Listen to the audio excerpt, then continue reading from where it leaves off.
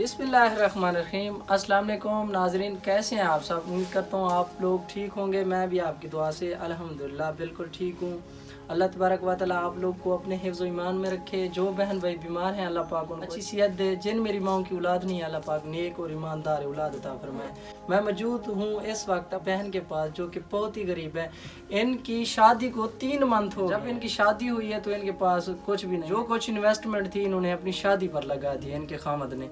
ये जो मेरी छोटी बहन बैठी है मेरी बहनों की तरह है।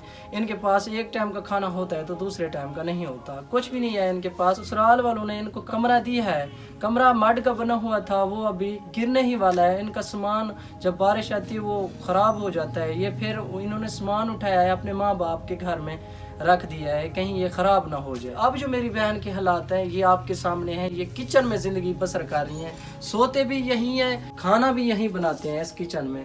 तो मेरी बहन बहुत परेशान है। पूछेंगे बहन के क्या हालात हैं, ये किस तरह ज़िंदगी बसर कर रही हैं। अस्सलाम वालेकुम बाजी, क्या हाल है? ठीक हो बाजी? किवें वक्त गुजरदा पे?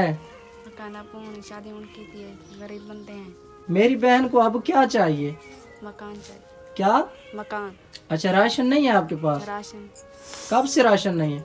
आखिरी शाम का बच्चा पे राशन। अच्छा, एक टाइम का बचा हुआ है, कल का नहीं है राशन आपके पास? वाटर पंप है मेरी बहन का? नहीं है। आपके हालात बहुत खराब चल रहे हैं। जी। अबू भी आपका आपके साथ ताउन नहीं करता? गरीब है वो। अबू भी गरीब है। जी।